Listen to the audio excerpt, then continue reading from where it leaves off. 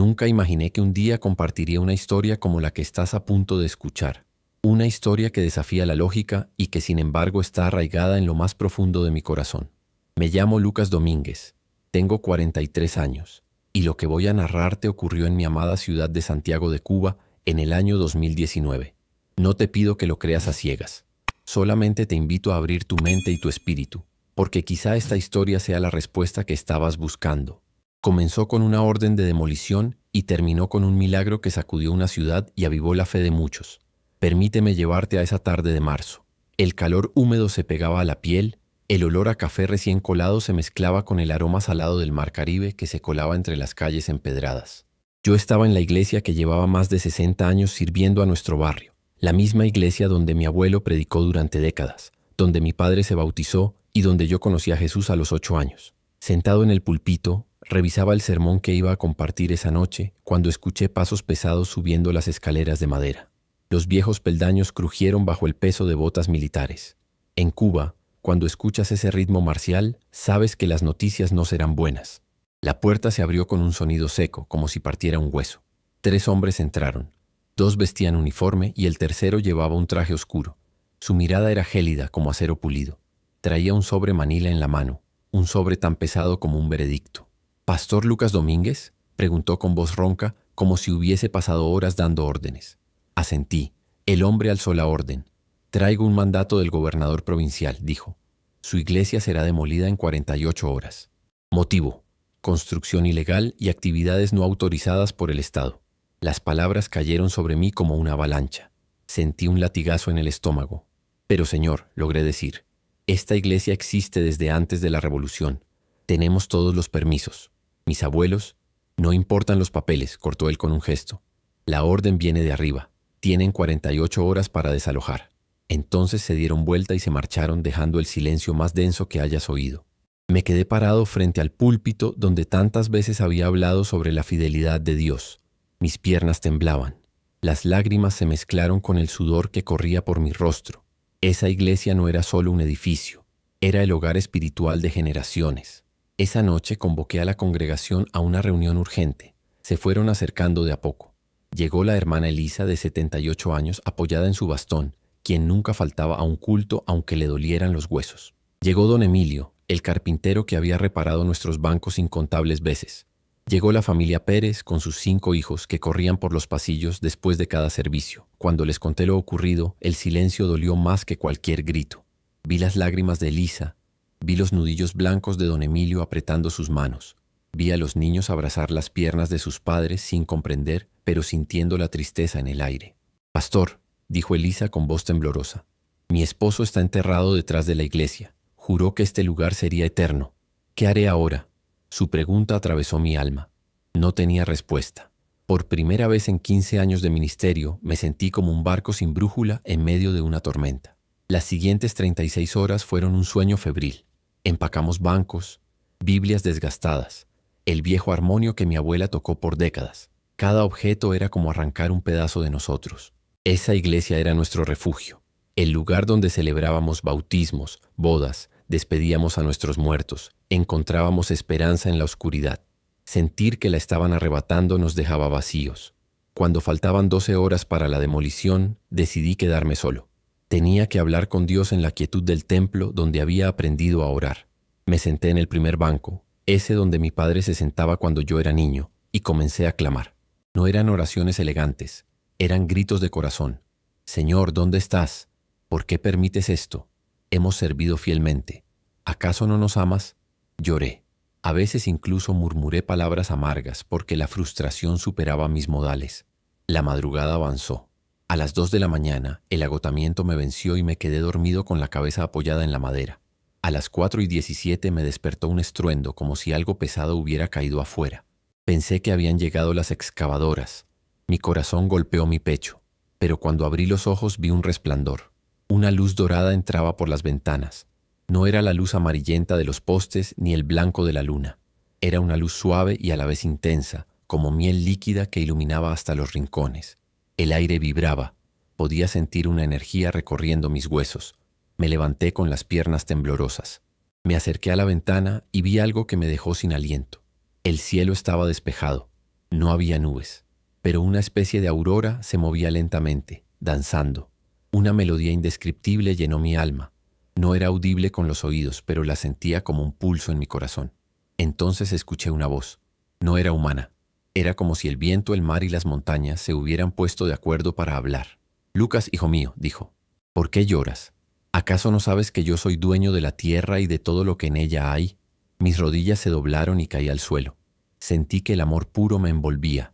Señor, susurré, van a destruir tu casa. Van a destruir el lugar donde te adoramos. La voz soltó una risa suave, como olas acariciando la arena.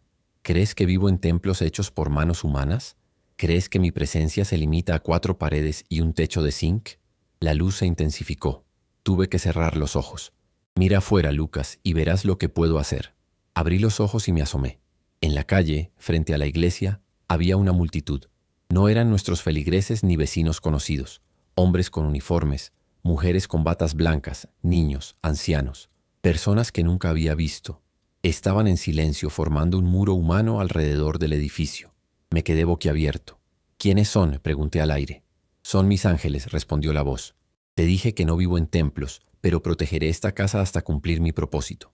A las 7 puntuales llegaron las excavadoras amarillas, acompañadas por camiones y obreros con cascos. El capataz bajó de su vehículo.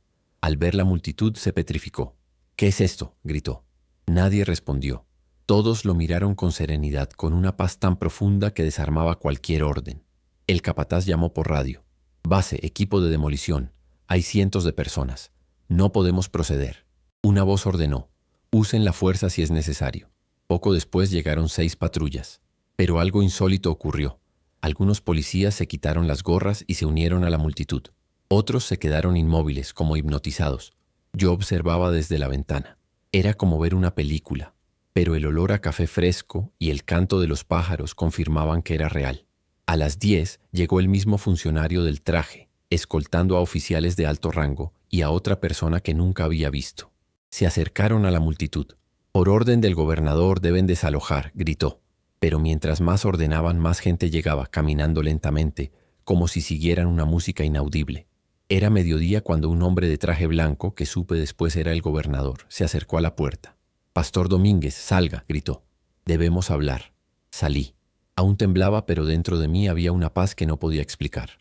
El gobernador me miró con confusión y respeto. Pastor, necesito entender qué pasa. ¿Por qué esta gente desafía una orden oficial para proteger su iglesia? Lo miré a los ojos. Señor gobernador, lo que ve no es obra mía. Yo soy solo un pastor. Pero mi Dios, el Rey de Reyes, ha decidido que esta iglesia no debe ser destruida. El gobernador sonrió nervioso. No creo en milagros, soy hombre práctico. Pero esto no es normal. Fue entonces que una mujer de la multitud se adelantó. Era una anciana de piel morena, con el cabello blanco como la sal. Compañero gobernador, dijo, me llamo Elisa González. Vivo aquí hace 50 años. He vivido revoluciones y crisis, pero nunca sentí lo que sentí esta madrugada. Una voz me tocó el hombro a las 4 y me dijo, Elisa, levántate y protege mi casa. Yo no era religiosa, pero esa voz me hizo caminar hasta aquí. El gobernador la escuchó. Luego escuchó a otros. Un joven que no pisaba una iglesia desde niño, un vendedor ambulante, una enfermera. Todos contaban la misma historia. Despertaron a la misma hora. Oyeron la misma voz y sintieron el mismo llamado. El rostro del gobernador cambió. La dureza desapareció. La incredulidad se transformó en asombro. Finalmente miró a su alrededor y me dijo, Pastor, yo no comprendo lo que está pasando, pero sé que hay fuerzas que superan mi autoridad. Dígame, ¿qué necesita su iglesia para funcionar legalmente? Solo necesitamos el reconocimiento que siempre se nos negó, respondí. Somos una iglesia evangélica al servicio de la comunidad. Él asintió. Haremos los trámites. Acto seguido se volvió a la multitud y alzó la voz. Ciudadanos, cancelo la orden de demolición de la Iglesia Esperanza. Este edificio queda reconocido como patrimonio cultural y religioso. El silencio se rompió con un aplauso atronador. Era como si el cielo mismo aplaudiera. Después, uno por uno, las personas se retiraron en silencio, con la misma serenidad con la que habían llegado. En menos de una hora, la calle volvió a la normalidad. Solo quedamos el gobernador, sus oficiales, los trabajadores recogiendo sus herramientas y yo, con lágrimas de gratitud en los ojos. Esa noche reuní a la iglesia. Al relatar lo sucedido, nuestras almas ardían. Cuando terminé, Elisa se puso de pie. Pastor, reconocí a muchos de los que estaban allí, dijo. Pero algunos de ellos han fallecido. El aire se volvió frío. ¿Qué dicen?, le pregunté. Vi a mi esposo Miguel, que murió hace 5 años, continuó Elisa. Vi a la señora Carmen, mi vecina, que falleció el año pasado de cáncer. Vi al carpintero don Roberto, que construyó estos bancos y murió hace 10 años. Otros comenzaron a murmurar. Yo vi a mi hermano, que murió en un accidente. Vi a mi abuela, que nos dejó hace una década. Comprendí que Dios no solo había enviado a los vivos, había permitido que los muertos se manifestaran. Él había roto las barreras entre el cielo y la tierra para mostrar que su poder no conoce límites. Después de ese día, nuestra iglesia jamás fue la misma. La noticia del milagro se esparció como un reguero de pólvora. Personas de otros barrios, de otras provincias y hasta de otros países venían a escuchar el testimonio. Lo más hermoso era ver las vidas transformadas. El mismo gobernador que quiso destruirnos comenzó a visitarnos. No se declaró creyente, pero venía a escuchar y a reflexionar. Algunos oficiales también llegaron, unos discretamente, otros de manera abierta. Todos preguntaban lo mismo. Pastor, ¿cómo puedo conocer a ese Dios que sirves? No pasó mucho tiempo para que presenciáramos otro milagro. Un mes después, un niño de 8 años llegó con sus padres. Su nombre era Carlitos. Había nacido con una malformación en las piernas. Caminaba con muletas y los médicos habían dicho que jamás caminaría bien.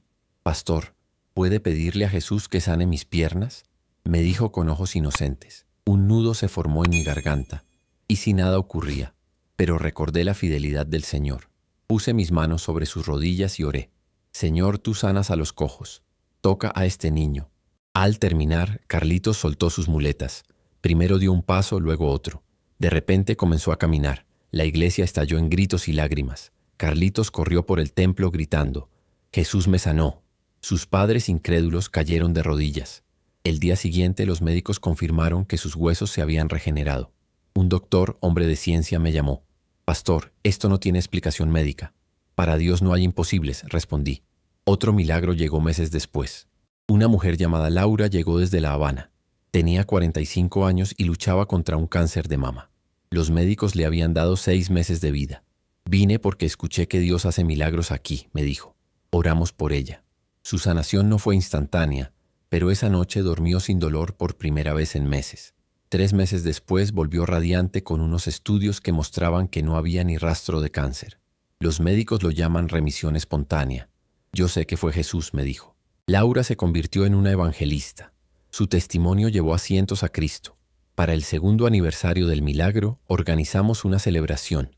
Invitamos a quienes habían estado presentes ese día, incluida la autoridad que nos había amenazado. El gobernador aceptó y pidió hablar. Subió al púlpito. Hermanos y hermanas, comenzó.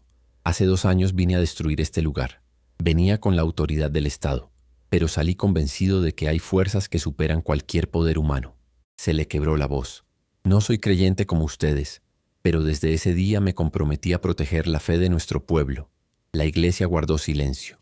Después el gobernador se acercó a mí y me susurró: Pastor, ¿podrías orar por mí? No para convertirme, sino para que sea un mejor líder. Oré. Su corazón seguía siendo el mismo hombre que un día quiso cerrar nuestra iglesia, pero el amor de Dios lo tocó. Poco a poco su corazón se ablandó. Hoy es uno de nuestros defensores más firmes. Decretó el 17 de marzo como Día de la Tolerancia Religiosa en la provincia. Construyó un anexo para la iglesia y facilitó permisos para nuevas congregaciones. La congregación creció de 45 miembros a más de 500. Tuvimos que hacer turnos de servicios. Plantamos iglesias hijas en otros barrios. Lo más emocionante fue ver que muchos jóvenes sintieron el llamado al ministerio. Niños que habían corrido por nuestros pasillos ahora predicaban. Carlitos, el niño sanado, ahora tenía 13 años y se había convertido en un predicador apasionado entre los jóvenes. Laura, la mujer sanada de cáncer, llevaba a decenas de personas a Cristo con su testimonio. Elisa, nuestra anciana, se convirtió en cronista de milagros.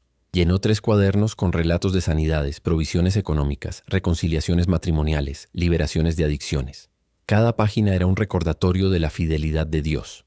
A medida que nuestra historia se difundía, me invitaban a compartirla en otras provincias y países. Viajé a Brasil, México, República Dominicana. En Sao Paulo, miles de jóvenes lloraron al escuchar cómo Dios había protegido nuestra iglesia. En Ciudad de México visité la Basílica de Guadalupe y comprendí el amor maternal de María. Aunque yo no provenía de esa tradición, sentí un profundo respeto por la devoción de los peregrinos. En República Dominicana, un pastor me dijo que mi testimonio salvó su ministerio porque estaba a punto de abandonar. Comprendí que nuestro milagro era una semilla para avivar la fe en otros lugares. Al regresar a Santiago de Cuba, noté cambios en mi entorno. La hostilidad del gobierno se transformó en colaboración. Los barrios antes indiferentes comenzaron a respetar nuestra iglesia como un faro de esperanza. Niños jugaban en nuestro patio sabiendo que era un lugar seguro. Mujeres encontraban en nuestras reuniones un espacio para llorar y sanar. Hombres que habían sido violentos aprendían a perdonar. Recordé las palabras de Jesús: yo edificaré mi iglesia y ni las puertas del Hades prevalecerán contra ella. Lo vi con mis ojos. A nivel personal, mi relación con Dios cambió. Mis oraciones se volvieron más honestas. Ya no temía gritarle mis dudas. Entendí que la fe verdadera no se basa en no tener miedo, sino en confiar incluso cuando todo se derrumba. Entendí que los milagros no siempre son sensacionales. A veces son pequeños cambios en el corazón. También aprendí a escuchar. Antes, predicaba más de lo que escuchaba. Ahora me siento, escucho historias y descubro que Dios está obrando en lugares inesperados. Me di cuenta de que mi abuelo, mi padre y yo éramos eslabones de una cadena de fe que se extiende más allá de nuestras vidas. Mi esposa Julia fue fundamental en este viaje. Ella, que al principio temblaba ante la idea de que pudiéramos perder la iglesia, se convirtió en la roca que sostenía a muchas mujeres. Fundó un ministerio para esposas de pastores perseguidas. Viajó a aldeas a consolar a mujeres que habían perdido a sus maridos por predicar. Julia enseñó que el llamado de Dios es para toda la familia. Cuando Dios llamó a Lucas, también me estaba llamando a mí, solía decir. Su valentía me inspiró. Un día me dijo: si Dios permitió tu caída y tu milagro, es para que usemos nuestra voz. No la guardes, cuéntala hasta el último rincón. Durante las noches sigo recordando la madrugada del milagro. A veces, en sueños, vuelvo a ver la luz dorada. Vuelvo a escuchar la voz que me dijo que mirara afuera. Esos recuerdos me levantan cuando las circunstancias parecen imposibles. Cuando un miembro de la congregación me llama con un diagnóstico terminal, recuerdo a Laura. Cuando un joven me confiesa que no puede dejar las drogas, recuerdo a Carlitos. Cuando un matrimonio llega al borde del divorcio, recuerdo a parejas reconciliadas. Y siempre repito la misma verdad. Nuestro Dios sigue siendo el mismo de ayer, de hoy y por los siglos. Ahora permite que te hable directamente. Quizá estás escuchando esta historia desde un lugar muy distinto. Tal vez tus circunstancias te ahogan. Sientes que todo se derrumba. Tal vez un gobernador de tu vida ha firmado una orden de demolición contra tus sueños. Puede ser un jefe que te despidió, un médico que te dio malas noticias, un cónyuge que te abandona. Y sientes que Dios está ausente. Quiero decirte lo mismo que escuché aquella noche. ¿Por qué lloras? ¿Acaso no sabes que Dios es dueño de la tierra y todo lo que en ella hay? Él no está limitado por templos, por gobiernos, por diagnósticos, por quiebras. Él escucha tu clamor. Puede enviar ángeles de carne y hueso. Puede levantar a personas que ni siquiera conoces. Puede conmover a autoridades duras. Puede sanarte física y emocionalmente. Puede resucitar sueños que creías muertos. Pero hay algo clave. Los milagros no caen del cielo como lluvia sobre quienes esperan sin hacer nada. Los milagros suceden cuando estamos dispuestos a arrodillarnos, a orar hasta que nuestras lágrimas se mezclen con el polvo, a quedarnos cuando otros se marchan, a seguir tocando cuando la puerta parece cerrada. La diferencia entre quienes viven lo sobrenatural y quienes solo lo escuchan en historias es la perseverancia. Esa noche me quedé en la iglesia clamando cuando hubiera sido más fácil rendirme. Y Dios se manifestó. Carlitos vino al altar con fe infantil y soltó sus muletas. Laura viajó miles de kilómetros buscando a un Dios que la sanara. Y Dios honró su búsqueda. Quiero invitarte a que hagas lo mismo ahora. Sea cual sea tu situación, ¿te animas a orar conmigo? Cierra tus ojos, aunque estés en tu sala, tu oficina o tu habitación, y repite conmigo. Señor Jesús, aquí estoy como estuvo Lucas en aquella noche. Siento que mis fuerzas se acaban. Siento que mis sueños se desmoronan. Pero sé que tú eres el Dios de lo imposible. Te entrego mi vida, mi familia, mi trabajo, mi salud. Confío en que puedes intervenir en mi problema. Así como enviaste ángeles para proteger una iglesia, envía tu ayuda a mi situación. Así como sanaste a Carlitos y a Laura, sana mi cuerpo y mi alma. Así como cambiaste el corazón del gobernador, transforma a las personas y circunstancias que me rodean. En tu nombre, Jesús, amén. Siento una paz mientras escribo estas palabras. Creo que ese mismo espíritu que me visitó está contigo ahora. Y ahora te pido algo práctico. Si esta historia te ha tocado, no la guardes. Comparte este video con alguien que necesite esperanza. Puede ser un familiar enfermo, un amigo deprimido o alguien que dejó la iglesia. Invítalo a escuchar cómo Dios está vivo y activo. Cuéntame en los comentarios desde qué país o ciudad estás viendo este testimonio. Me encanta leer de dónde nos ven y así puedo orar por tu nación. Si tienes un testimonio de un milagro en tu vida, compártelo. Tal vez tu historia sea la chispa que otros necesitan. Y si necesitas oración, deja tu petición. Esta comunidad de fe ora y apoya. No olvides suscribirte a este canal para seguir escuchando historias que alimentan la fe y compartir para que el mensaje llegue a más corazones. Recuerda, no importa cuán oscura parezca tu noche, Dios puede iluminarla con su luz.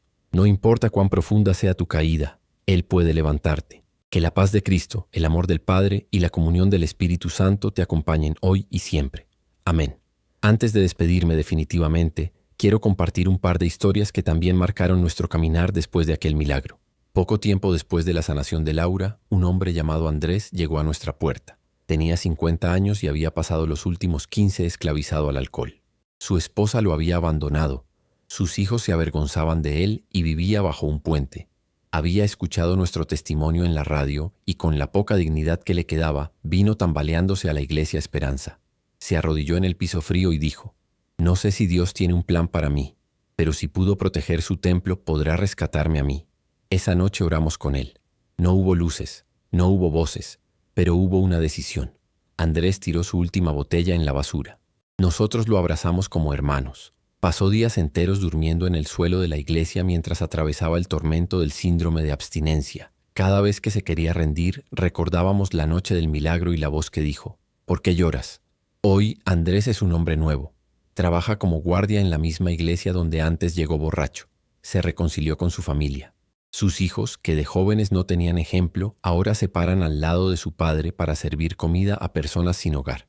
Andrés dice que la mayor prueba de que Dios obra es mirarse al espejo y ver que ya no tiene el rostro hinchado del vicio, sino los ojos brillantes de esperanza. Otra historia que Elisa escribió en su cuaderno de milagros ocurrió con una pareja. Mariana y Julio estaban casados desde hacía 20 años, pero la rutina, los problemas económicos y una infidelidad los tenían a punto de separarse. Vinieron a la iglesia no tanto porque creyeran, sino porque escucharon que allí las parejas se reconciliaban. Yo los miré. Vi el dolor en los ojos de Mariana y la vergüenza en los de Julio y recordé que el mismo Dios que levantó la iglesia podía levantar matrimonios. Les pedí que se perdonaran frente a la cruz de madera colgada en la pared. Lloraron, tardaron horas, pero al final se abrazaron como si hubieran vuelto a empezar. Meses después los vi entrar de la mano por nuestra puerta con un brillo especial. Nos contaron que habían renovado sus votos y que su hijo menor, que había planeado emigrar, decidió quedarse al ver el milagro en sus padres. Julio ahora ayuda a parejas jóvenes a comunicarse y Mariana dirige un grupo de apoyo para mujeres que sufren en silencio. Elisa anotó: «Dios reconstruye más que muros de templo, reconstruye corazones». Tuvimos también el caso de Don Roque, un empresario dueño de un pequeño taller mecánico. La crisis económica lo había llevado al borde de la bancarrota. Con deudas que lo asfixiaban, pensó en cerrar. Una mañana escuchó una versión de nuestra historia narrada por una vecina. Sintió que el mensaje era para él. Se acercó a la iglesia un viernes. Le dije: «No tengo una receta mágica, pero sé que Dios puede abrir puertas». Decidió honrar a Dios con lo poco que le quedaba. Siguió trabajando con integridad aunque no veía el fruto. A los 3 meses, un turista europeo pasó por el barrio. Se le averió el automóvil y llegó al taller de Don Roque. El servicio fue tan honesto que aquel turista recomendó a Roque a su empresa en su país. Un mes después, Roque recibió un contrato para exportar motores reparados. Su taller se convirtió en una empresa floreciente. Roque ahora sostiene económicamente a familias necesitadas y siempre repite: «Si Dios movió al gobernador, podía mover los negocios». Estas historias, sumadas a las páginas y páginas de los cuadernos de Elisa, nos mostraron que el milagro de aquella madrugada no era un evento aislado. Fue la apertura de un cielo que no se ha cerrado. Los cuadernos se convirtieron en un testimonio tangible. Cada vez que alguien dudaba, los sacábamos y leíamos. En sus líneas aparecían sanidades de depresión, provisiones de alimentos en tiempos de escasez, testimonios de jóvenes que habían dejado la violencia para estudiar, relatos de ancianos que murieron en paz tras reconciliarse con sus hijos. Cada anotación era un ladrillo que edificaba nuestra fe. Hubo un detalle que cambió mi perspectiva espiritual. Mi madre, Una mujer sencilla que había dedicado su vida a lavar ropa para sostenernos, se acercó a mí un día y me dijo: «Hijo, cuando supe de la demolición, me arrodillé ante la imagen de la Virgen María que guardo desde niña y le pedí que intercediera por ti». Yo, que crecí en una tradición donde no se hablaba mucho de María, quedé sorprendido, pero en lugar de corregirla, la abracé y sentí una paz. Meses después viajé a México y visité la Basílica de Guadalupe. Vi a miles de personas de diferentes países y denominaciones rezando ante la imagen de la Virgen Morena. Algunas lloraban, otras cantaban. En ese santuario comprendí algo. La Madre de Jesús es un puente de amor para muchos. No sustituyo mi fe en Cristo, pero comprendí que honrar a María como modelo de entrega nos puede acercar más a Jesús. Ahora, cuando alguien dice que se siente lejos de Dios, le recuerdo que María supo lo que era temer y obedecer, y que ella siempre nos lleva a su Hijo. En nuestras reuniones, a veces rezamos el Magnificat como oración de humildad y servicio. He visto lágrimas en ojos de personas que nunca habían recitado un cántico mariano. Eso nos ha unido con hermanos católicos y nos ha enseñado a respetar las diversas expresiones de fe. Un tiempo después del milagro, recibimos la visita de misioneros de Kenia que habían escuchado nuestro testimonio. Nos contaron de su trabajo en las zonas más pobres de Nairobi, donde los niños viven en la basura. Compartieron su deseo de construir un comedor infantil, pero no tenían recursos. Nuestra iglesia, que una vez fue amenazada con ser destruida, recogió una ofrenda. Aunque éramos una congregación humilde, reunimos suficiente dinero para iniciar la construcción. Meses más tarde, recibimos fotos de niños kenianos comiendo en mesas construidas con madera cubana. Lágrimas fluyeron al ver esos rostros sonrientes. Comprendimos que el milagro que experimentamos no era para que nos quedáramos con los brazos cruzados, era para que también fuéramos ángeles que protegen a otros. Empezamos a apoyar obras en la Amazonía, en Haití y en barrios marginales de nuestra propia ciudad. Cada vez que hacíamos algo recordábamos aquella madrugada y decíamos: así como alguien veló por nosotros, velaremos por otros. Otra anécdota que Elisa registró fue sobre un joven llamado Juan, que había estado sumergido en la depresión. Había perdido a su padre, su novia lo había dejado y sentía que la vida no valía nada. Planeaba acabar con su vida una noche. Encendió la televisión para dejar ruido de fondo mientras escribía una carta de despedida. En ese momento justo sintonizó la repetición de nuestro testimonio. Algo lo hizo quedarse mirando. Escuchó la historia de los ángeles, de Carlitos, de Laura. Lloró. En vez de suicidarse, buscó la iglesia. Llegó temblando. Recuerdo su rostro pálido, me dijo: «Pastor, yo iba a morir hoy, pero escuché su historia y supe que Dios todavía hace milagros». Juan se arrodilló. Oramos. Con el tiempo empezó terapia, comenzó a servir. Se reconcilió con su madre. Hoy es un líder de nuestro grupo de jóvenes y constantemente repite: si Dios guardó una iglesia, guardará tu vida. Como puedes ver, esta historia tiene muchas ramificaciones. El milagro inicial fue como tirar una piedra en un lago en calma. Las ondas siguieron expandiéndose. En nuestras reuniones de oración, ahora comenzamos recordando las ondas del milagro. Cada quien cuenta cómo la historia lo ha afectado. Algunos dicen que fue el día en que dejaron de dudar. Otros, la noche en que decidieron perdonar. Otros, el momento en que entendieron que Dios no está limitado por protocolos ni órdenes humanas. Cada vez que nos reunimos, repetimos el versículo de Isaías que me sostuvo: no temas, porque yo estoy contigo. No desmayes, porque yo soy tu Dios que te esfuerzo.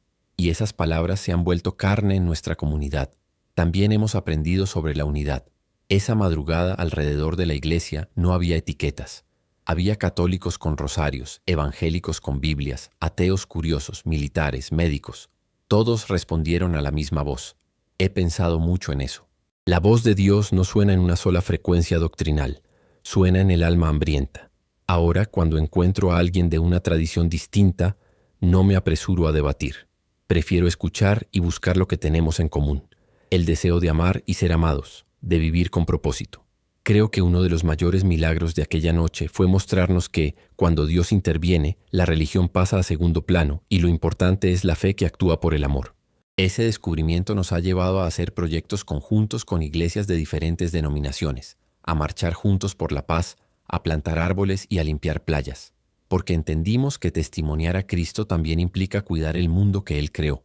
En mis viajes conocí a un anciano pastor en República Dominicana que me dijo: «Hijo, los milagros que cuentan siempre son el comienzo de algo más grande. No le tengas miedo a que tu historia crezca». Y tenía razón.